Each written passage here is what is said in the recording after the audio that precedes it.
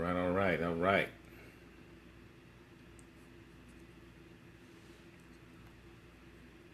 Hold on now. Let's give me 1 second. Get this thing going.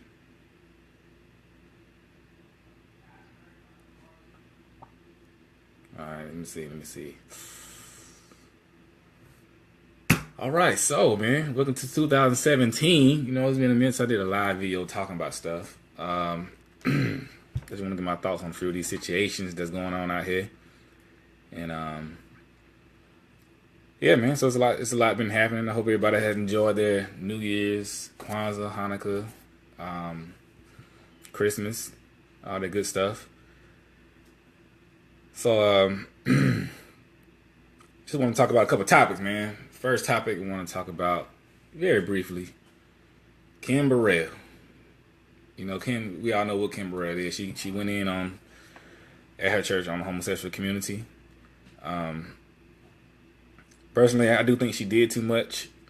It sounded like she was on a vigilant rant. She was going in pretty much.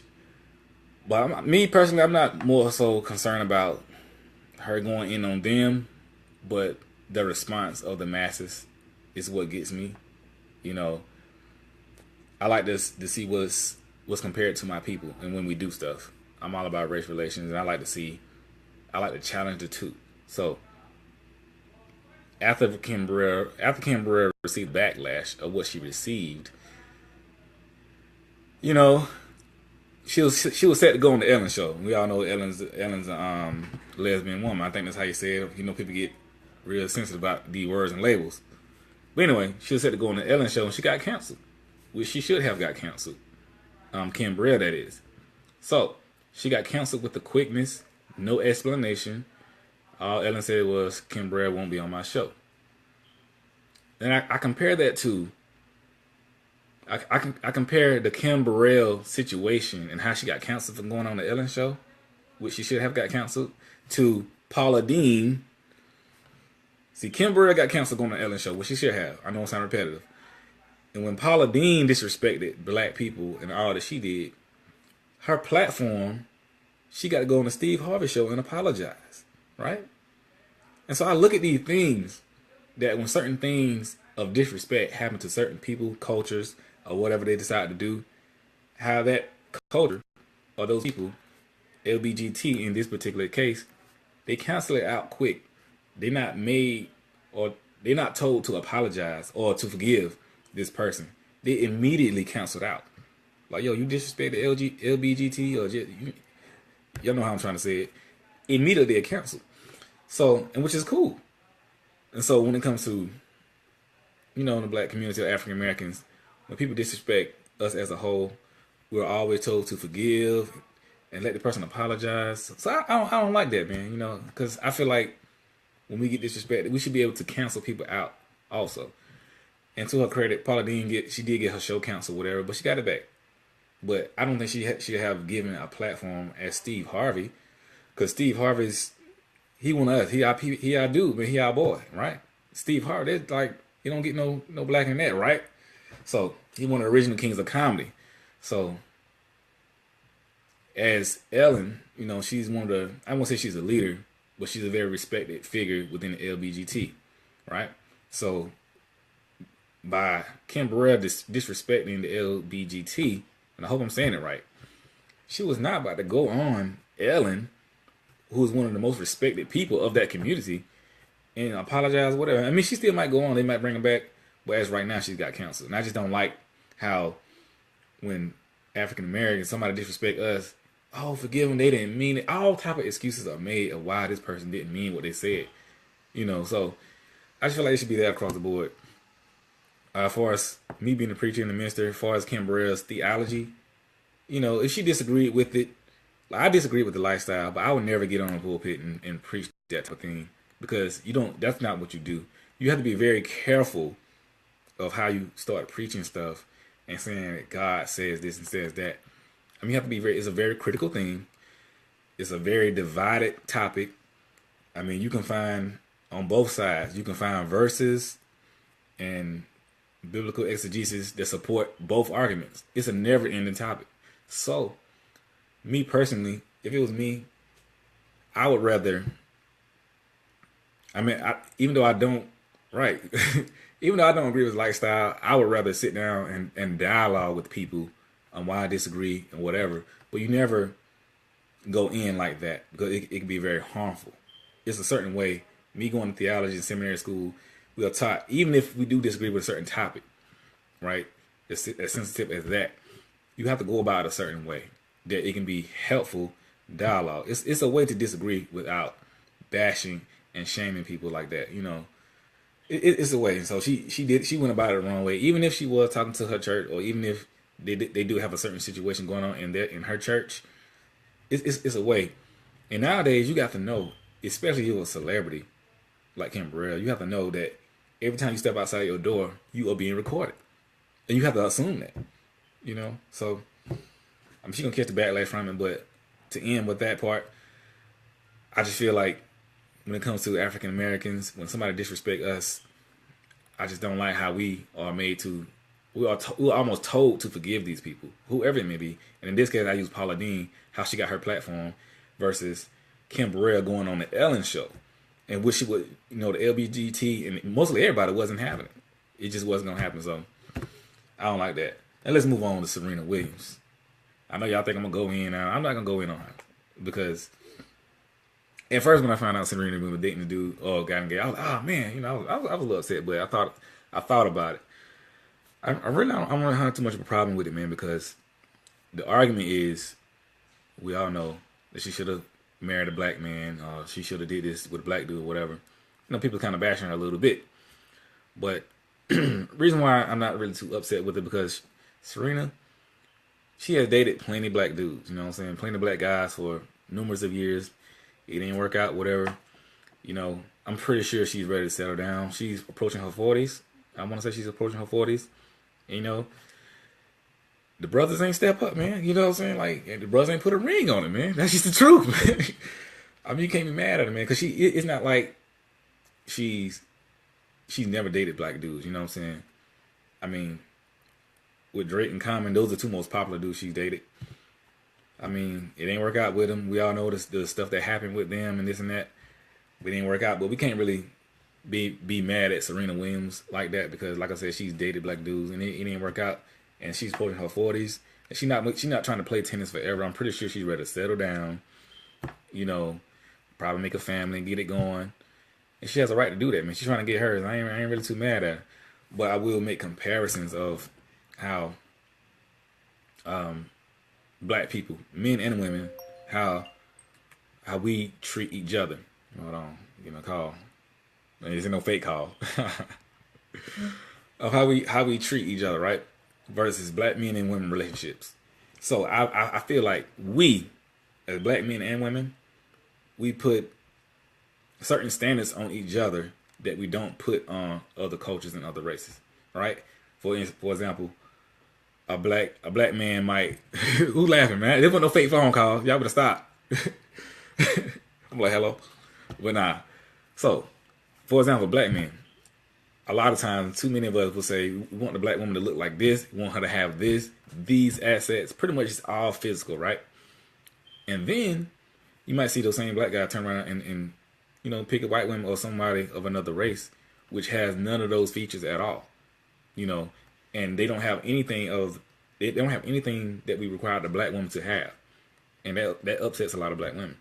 And sometimes with black women, sometimes, not all the time, when they date white men or men of other cultures, they don't put the same requirements on those white men that they put on brothers, like the type of money he needs to make. Like for Serena, for example, the dude makes 3% of her income. I don't know if there's a black dude out there that she would date like that. I don't know, but I'm looking at it from both sides. We both do that, and I believe that we need to stop that. Now, if you do decide to date me, everybody know I love black love. I think black people should be together because I just think it's a beautiful thing. I think it's matrimony. But if you date outside your race, I believe it's cool because love is love. Love is love. But what I don't agree with, if you date outside your race because you believe that your race is inferior, and I don't agree with that. Or you date outside your race because you're trying to get away from your people, I disagree with that because that's like self-hate. But if you dating just because you love somebody, nobody can tell you what to do because love is love. But like I said, we can't really be mad at our sister Serena Williams like that.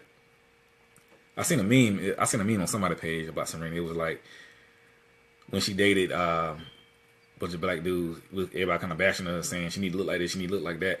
As soon as she went to the white dude, they're like, "Oh man, we lost our beautiful queen, you know, our new woman queen." I thought that was funny. You know what I'm saying? What's up, bro? We're just talking about some topics, man. You know what I'm saying? But anyway, Serena, she's all right. Like I said, she's approaching her 40s. She ready to settle down. Dude put a ring on it, man. You know, other dudes ain't put a ring on it. Ain't no brothers put a ring on it. So you really can't be mad. But I know a lot of brothers like, dang. But hey, it is what it is. So let's support the sister because we know she get a lot of hate from all angles. So let's support her. Now, moving on to Dr. Umar Johnson. I know this has been a big bubbling topic for the last week or so, right? So you know me, I'm a big supporter of Umar Johnson. I like the dude. I think he's a great dude. I like the work he actually does out in the community. But as far as his rant goes, I don't agree with his rant. I wholeheartedly disagree with his rant. I think his rant was unbecoming of a man, unbecoming of somebody of his caliber. I think it was beneath him, you know, and I think he should have been smart enough to disregard that, even though he was upset, right? So, at his lecture the other day here in Atlanta, he did apologize to the people, his supporters. He did say that, you know, he realized that he made a misstep. He realized that even though he felt like he could clap back, that he's a leader of people, and it goes against what he say. He's not practicing what he preaches when he goes in a rant like that. It's on a lower level what he does, and the crowd respected that. You know, he even, you know, took a couple jokes at the memes and stuff like that. You know, he got over it, but he's like, yo, I shouldn't have did it. It was lower than who I am. You know, and as a leader, and all that I said I am, I was wrong. And you have to respect the man when they say he's wrong. The brother is not perfect, right? But the video was despicable, and he's not above being checked, right? We should all hold each other accountable, especially somebody like him. We have a right to hold him accountable, especially for what he's trying to do and where he's trying to go. So we got to hold Umar Johnson accountable. But when a man apologizes and realizes this is wrong, we don't throw him under the bus. Because as far as Umar Johnson goes, now he's very egotistical, right? He is. But the brother does do the work. You know, I've been following him for a long time. A lot of people only see him just from the rant. But if you look at his videos and look at his teaching, he does the work with black boys. He has a conference with parents dealing with, you know, the kids going to ADHD, being illegally diagnosed and stuff like that, and just trying to uplift the black community. So his work is out there. He's not one of the people who just does lectures and whatnot, you know. But with all that being said, he does have to check his ego. You know, he does have to watch his steps, right? Me personally, I kind of understand how you feel being a minister, a preacher, and stuff like that. Sometimes I be want to go off, man, on different topics, man, and just wild out. But you know, my lady sometimes she be like, "Yo, you sure you want to do that? You sure that's what you want to do? You know, remember who you are. Remember what you're trying to do. Remember what you stand for." And I be like, you're right. So I have to pull it back. Cause we all want to get loose a little sometimes. So, as far as Umar Johnson's school, right? A lot of people go in about where's the money for the school. So we have to realize this. The school he's trying to build, he's gathering money for it. He's not just trying to build a couple classrooms. He's not just trying to get a few $1,000s of computers. He's actually trying to have a residential school, right? So when you're having what's up, bruh? Steven, I see you, LB. So when you're having a residential school, right? You have to raise money for it. And we talk about millions of dollars. We're not talking about a few $1,000s, right? So the original school he was trying to get is in Virginia, I believe. And the asking price was $5 million. Down payment of $2.5 million. So if you're trying to save money for something, it would be stupid to spend the money before you finish saving the money. So it takes time to save up $5 million. And he's not getting money from any type of government, any type of grant, local or state. He's getting money all from black people, all from grassroots. So he's trying to get millions of dollars. So you know that's going to take him. They're going to take a minute. He has constantly given updates with the money and the progress. if you've been watching him and following him, you would have been seeing what he's been doing with the money in the school and everything. But be quiet, JJ. But for real, man, I mean, cause he don't be hiding it, so he give updates. He give videos of the schools that he looking at and everything. So people just automatically were like, we want to see what you're doing with the money, and he hasn't spent a dime of the money, right, or anything like that. So in Atlanta, he came to Atlanta the other day. He looked at 2 schools that could potentially do what he want to do. So like I said, he's trying to be in a residential school for black boys, where you can, he have different things going on, just like he would have a college campus. And he's one man trying to do that with his dream, following his dream, trying to do what he's trying to do. And so I believe we got to support the brother, but also hold him accountable. Let him know that you can't be doing it, you can't be wilding out like that, and all that good stuff. So yeah, man. But Umar, my dude, he doing good work, man. I would see my boy if I had a son. I would send him to that school. I would, because what's up, what's up, Brandy? That's a legitimate question though. I would send him to the school because personally, I like Umar's vision.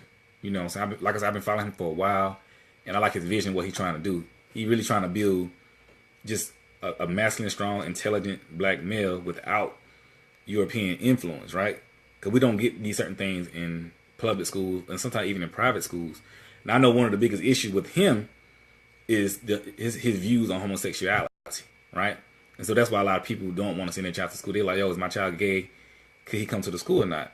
He said, yes, your child can come to the school, but what we teach, we're gonna teach that we don't live in a homosexual lifestyle. That's not what the African man does, or not more the man does, without teaching hate. He said he's not gonna teach people to hate homosexuals, but he's just gonna teach that's not the lifestyle we trying to lead.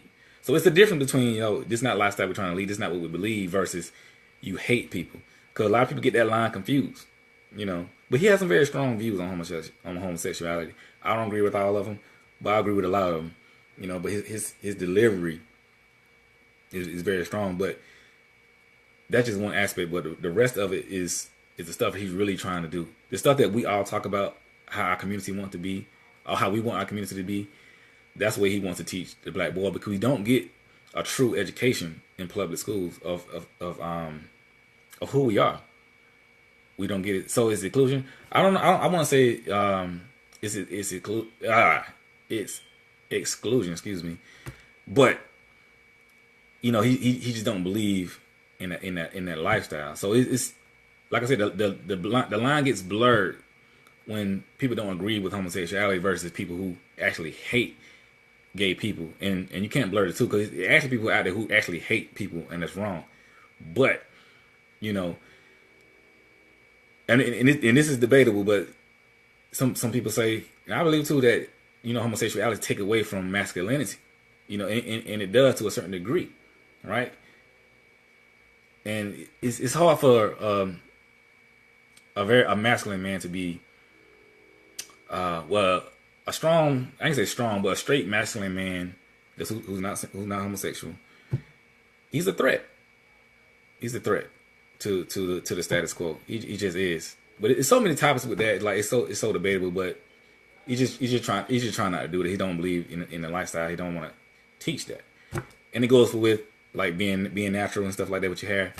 He gonna have a school for the girls too. But he said he don't want the girls to come in there with weave and whatnot. You just want to be a true African self, right? So, but it's a very controversial thing. But he don't teach hate against gay people, man. But I think just because you disagree with the lifestyle doesn't mean you hate people. Because like I disagree with lifestyle, and I have all type of people in my life. It's not about hate, but it's the way you deliver it, right? So, but that's the biggest thing about him that a lot of people don't like. But they follow him and see what he teaches and see what he actually does. Because he's not a person of talk. He actually does the work. But he's my dude, man. But anyway, so that's enough about Umar, man. I think he's a good dude, but he's not, like I said, he's not for everybody, and it's okay for people not to like him and not agree with him.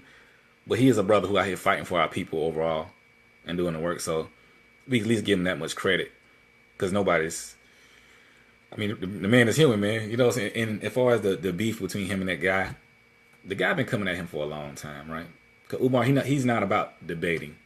he feel like debating is a waste of time, right? And so these other guys, that all they do is try to say, I want you to debate me. I want you to debate me. He says no, and they take shots. So I guess his last time was the straw that broke the camel's back, you know.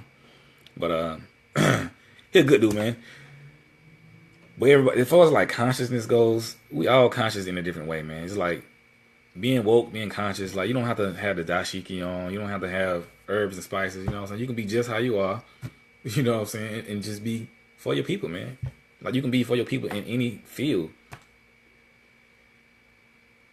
What's my vision for the education of young black men? I want young black men to realize who they are and realize their true strength. You know, I want them to know where they come from, you know, where they're going and what their people did and what it means to be a black man. You know, what it means to be a man, what it means to be a human without all this other interference from the European construct. Because I use myself as an example. Growing up in public school, I think around the 5th grade, I was in a world history class, right? And so in this world history class, the teacher was a white guy. He was teaching about all these great civilizations throughout the world, the Ottoman Empire, you know, the European Empire, all these great empires. You know, and I was wondering, I was like, yo, where was black people at during this time? What were they doing? I was just thinking this is before I knew anything about being conscious or black people, we need to be up. I was just looking at myself, I'm black, and I don't see nothing black in these history books. I honestly wondered, where were black people and what were they doing during this time? And the only time that black people was introduced in that world history class was during slavery. And before that came up, I asked the teacher, I said, yo, well, I didn't say yo, but I said, Mr. whatever his name was, what was black people at during this time? What were they doing? And he had no answer. He was stumbling and mumbling. He was like, well, blah, blah, blah. He was doing all that. And that was in like 4th grade. I was like, yo. And I knew something then. Something in my mind told me something ain't right. And so the only time we introduced on any level is during slavery. And that's a bad education. So it's not about like homosexuality or nothing like that. I mean, that's one part. That's a small, big part of it. It's right. I don't know who's laughing, but it's the truth. You know what I'm saying? That's the truth. Oh yeah, it's the truth, man. So I'm like, yo, but we started that slavery, and we know the history how it goes from there. But it's a very dehumanizing education, a miseducation, right? So I would like to see our black youth, men and women, because he said he's gonna start a school for young girls also. But since he's a male, he should start a school for males, right? But yeah, man. But the education of our youth, our young boys, man, we gotta. I believe that because when I started learning who I am, I started to become a better man in everything. It wasn't that I was trying to be more super woke than anybody. I just realized that, yo, my people did something great in this world, just like everybody else, and it made me feel proud to be who I was. Right? What you mean, vision? What you mean, vision my school? What you mean by that? Yeah, but I was just proud to be who I was because so long I've been taught that we ain't did nothing. And then I started learning my history. I'm like, we did so many great things. And I'm like, well, whatever I'm doing in my life right now, I had that same blood flowing through my veins. So whatever my goals and dreams are, I'm going to do it because I come from greatness, you know? And that's just the truth. So it's a beautiful thing, man. But like I said, brother ain't for everybody. We all have different visions and goals, but I believe that we all can contribute to the betterment and the uplifting of our people because we need it. We need everybody's input and not just one person's input. What he's doing is his dream and his vision, right? But we all have a vision and what we're trying to do in some form or fashion. I believe we should pursue that. And I believe the more we work together, the more that we'll accomplish this goal. And so 2017, man. I hope everybody got a lot of big plans for this year. Like every year, you know, we hear a lot of people say new year, new me, this and that. And then we see a lot of people downing them. And I feel like we shouldn't down people for saying new year, new me or whatever, because any chance we get to have a new perspective, a new inspiration, a new vision, we should let that roll. And when the new year comes in, it's a great opportunity to start afresh, to start anew, just like the new day, right? The problem is we have to hold fast to these visions because we get tired out, we get burned out so much. So I'm supporting when people say new year, new me, because they honestly be trying to do the work. And they honestly see the vision. It's just hard to stick with it. Let me get some water, man. I feel like a preacher. Anyway, personally, I got some big plans for this year, man. Forthcoming. How do I feel about comments made about President? What I don't know what they said. What did they say? Give me. You talking about recent comments? Give me an example. I seen little stuff, but what they say about Obama? What happened? I don't know what happened, but it's probably the same thing I've been hearing. But as far as Obama, I mean, Obama, he's cool. I mean, I think he's a good president. He's probably one of the best presidents we ever had. But I don't think that. Hold on. To know who I am, to where I come from. Oh, well, as far as to know, what I mean by to know who I am, where I come from, I'm talking about beyond slavery, right? Because like I said, coming up in public school, the only thing I learned about my people was slavery and on up, like civil rights and this and that. But it was always a very inferior education of my people, not a superior or not even an equal, right? So the first African and African American history class I took was at South Carolina State Black College, HBCU, South Carolina. Let's go. So when I took that class, I began to learn about black people and what black people did in the world, just as everybody else was doing stuff. I began to learn about Mansa Musa, the richest black man, had I never heard before. I began to learn about African empires, how they influenced Europe. I began to learn about the universities, that Africa had the first universities. I began to learn about how religions come out of Africa first and everybody else gathered from it, right? Before this, I thought white people did all this stuff. You know what I'm saying? And I thought we did nothing, but we were just somewhere in the jungle, running around with our butts hanging out, bones in our noses and stuff like that. The image that we always see. So when I began to learn about those things and the great accomplishment that we did alongside everybody else, you know, it made me feel very proud in who I was as a black man. And I felt like I can go out in the world and do anything and succeed in anything that I felt like I wanted to do. It didn't even have to be on a conscious level, like a revolutionary level. It just whatever I decided to do because my people did it, I can do it. You know, so, and I think that's the beauty of knowing who you are, because every culture knows who they are, right? Every culture knows who they are. The Chinese man, the white man, everyone, when they go out into this world, they know who they are and they take that culture with them, whether they have on the traditional Chinese garb or not. They go up in these companies they bring their whole people with them. They don't dress no different if they don't want to. They don't apologize for being who they are. They go in, they shut it down, and they keep it pushing. And they always have the mindset of the people in their hearts and minds, right?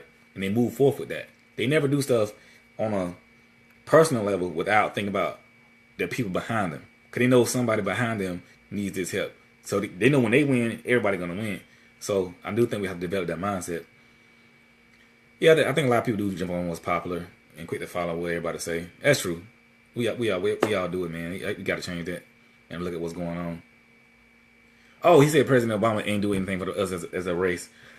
I mean that's debatable. I can't say I agree or disagree, but I understand what he's saying. I understand where he's coming from, because now he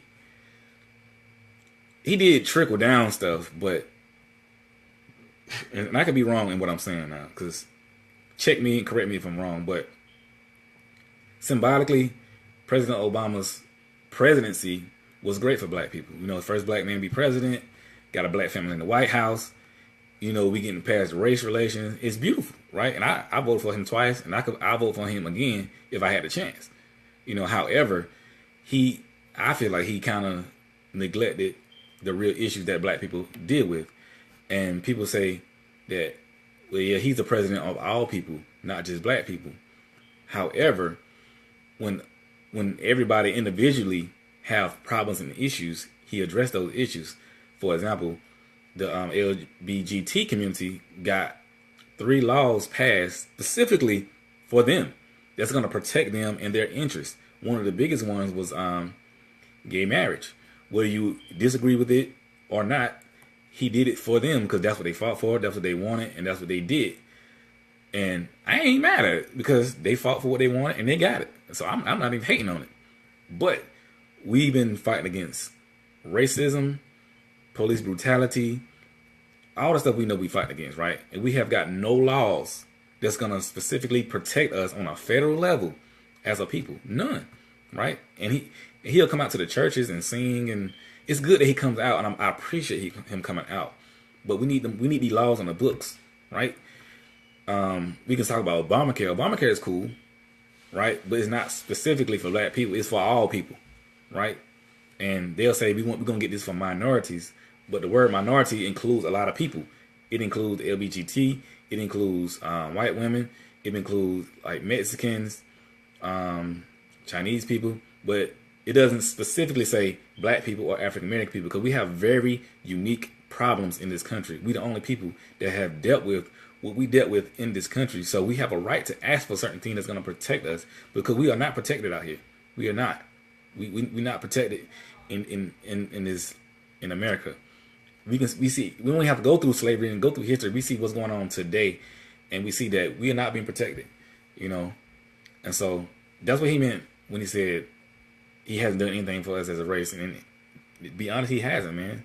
I mean, the symbolic stuff is cool, but what can we point to that say he specifically did this for black people to rise and be protected?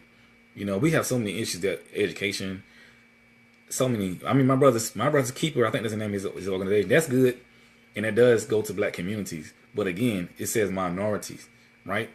And a lot of times when on a federal level, when the word minority is involved and money is involved, a lot of other people come out of the woodworks and get that minority money, because he's like, yo, hold a minute, I'm a minority. I'm a fifth descendant of the Chinese Empire, and we only got 100,000 people here. I'm a minority. Give me some of that money, right? But we need him to say, black people, we're dealing with this, and we're going to put some laws on the book to protect you. So he could have did a profoundly better job at what we need, because I believe we kind of worse off than we were before we started, right, with Obama. Like I said, I like him as a president, man. He my dude, man. Ain't no better president than him, man. But you have to look at him as a politician. You have to look at him as a president of the United States. I mean, that's just the truth. And I think he disappointed a lot of people, because there's a lot of people that voted for Obama, and black people that feel disappointed because he didn't. Because we dealing with some ish up in this community, man. Yeah, I think the reason we wanted him to be president because he's black. President Obama, he's very. I'm getting another phone call. It's not a fake phone call, y'all. So you know what I'm saying. But President Obama, I think we wanted him to be. We was all excited because we got this black man for president. He getting it. He fits all the criteria. He's the best of us.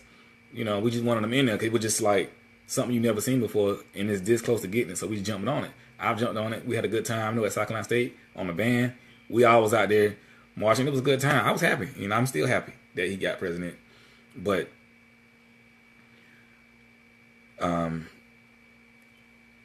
he hasn't really addressed our issues. He talked about it, but we need him pen to paper, because in this country, if it ain't in black and white, it don't mean nothing. These symbols don't mean nothing, and they give the black community a lot of symbolic victories that don't mean nothing, don't hold water, because at the end of the day, when it goes down, right? And so we just need protection. I think most of us are just acting for equal and fair and honest protection, just as everybody else getting. So like I said, it's 2017, man. I hope everybody is making big plans this year.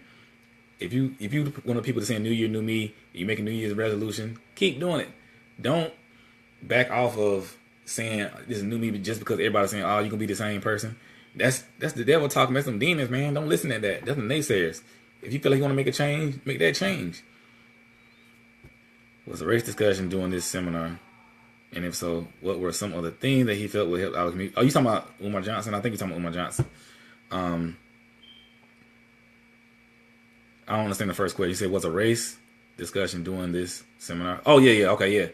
It was a race discussion during the seminar. He was talking about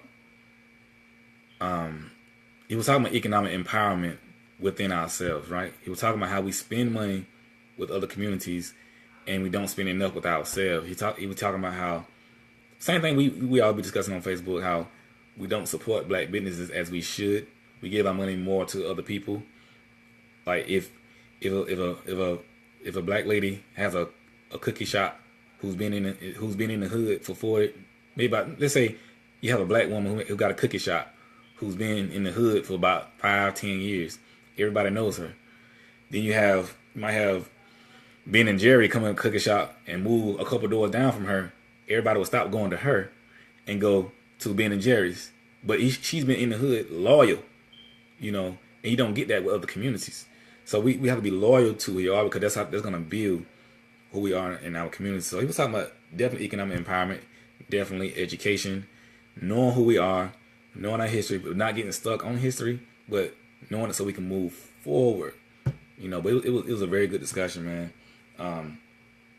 He talked about a lot, and he did address like the conscious community and stuff like that, and the things that's going on, and how it need to be rules set, him included. He talked about how, like I already stated, that he was wrong in how he handled that situation. He was dead wrong. It was unbecoming of him. So, yeah, man. But back to 2017, man. Keep your plans going for 2017. Like, don't stop what you're trying to do. Be motivated. Like, you have to get up every day. And I'm talking to myself too. Every day you got to have a plan. Every day you got to get up and go forward with your plan. Because if you don't do it, nobody's going to do it for you. Nobody's going to care. You have to be the first one to care in 2017. Because 2016, we know, was hard for a lot of people. For me personally, every year, I feel like God sets me on a certain path, and I accomplished most of my goals for that year. Last year, it's something I wanted to do. I wanted to go to Haiti. I wanted to start my little web series.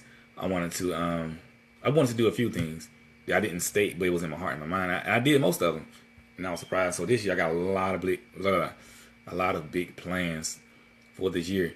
And since I know I have those plans, I've been laying a foundation in 2016 because I know what's coming. So I'm gonna start rolling these plans out, man. Y'all gonna see. I want y'all to support when they come. So for real. We gotta support each other in our plans too. We gotta stop the hate. So when I on Facebook, when I see people accomplish their goals, or I see them open a business or get a new job or whatever, I be sharing it. I be liking it. I be commenting congratulations, even if I'm in a low place, because I like to see people win, because the encouragement from all of us, it helps. It's energy. We got to understand what spiritual energy does for us. Like, we got to motivate each other, because we are people, and if we don't motivate each other, who will, right? And it's already hard enough for us to do things. So we got to develop a communal mindset of just pushing each other forward, making it happen. Stop all the negativity, because the negativity is gonna be there. It's out there, man. But you gotta put God first. Put the guys in your plan. Hey, man, I appreciate it all. Keep me lifted, baby. You know what I'm saying? I don't want to be. I might make a Umar Johnson video ranting like that. Now I'm just playing, but keep me lifted, man. I appreciate love, bro, for real, because I know I need it. I know I can't do nothing by myself, and I appreciate my people. That's why I love my people. But so my goal for this, my plan and my focus, not focus. My theme for this year is do the work and make it happen. That's for me personally, because I have people in my circle that's telling me like, yo, don't make no excuses, just do the work and just make it happen. And that's very direct, because when you say do the work, make it happen, that takes away any excuse I'm about to say. I'm like, well, man, maybe I can't make it happen. Well, maybe I feel like make it happen. So when somebody say make it happen, you got to make it happen by any means necessary, right? So I'm trying to develop that mindset of do the work and making it happen. Whatever I'm trying to do, I just got to make it happen. And I'm drilling that into my head when I wake up in the morning. I'm telling myself, do the work, make it happen, so I can stay motivated, because it does get hard. We all face our different challenges during the day, and we got to make it happen, right? And so in our quest to become more holistic and to learn about ourselves more, and to also lift our people up, let's not become too angry, and let's just support each other and make it happen. All right. So y'all be easy, man. First of all, y'all pray for your boy, because it's rough out here, right? And be easy. Share this video. Go back and look at some of the stuff I said. And got some questions, hit me up, man. Challenge me at it, whatever. I don't know. I'm not one that's been right by everything. I'm humble enough to know sometimes I may say stuff wrong. I get stuff wrong. And sometimes I don't know, right? That's why we got each other. When I was in seminary, there's a lot of stuff I said, and then somebody challenge me like, brother, I don't believe that's right. That's healthy dialogue, right? It's healthy dialogue. So I'm very open to dialoguing with my brothers and sisters, and I believe that healthy dialogue with each other pushes us forward. It's like iron sharpens iron, right? But we have to watch how we do that dialogue. You don't want to dialogue with hate, cursing, and this and that, because we can disagree and still be friends, right? All of us, because a lot of these issues are very sensitive, intense issues, and it is what it is. So we have to be careful. We have to at least respect each other's viewpoints, right? Because that's very helpful. But 2017, do the work, make it happen. Y'all pray for your boy. You know what I'm saying? Like I said, I got this stuff rolling out this year, so when it comes out, I want y'all to support me, and I'm for real. And one love, baby. We out.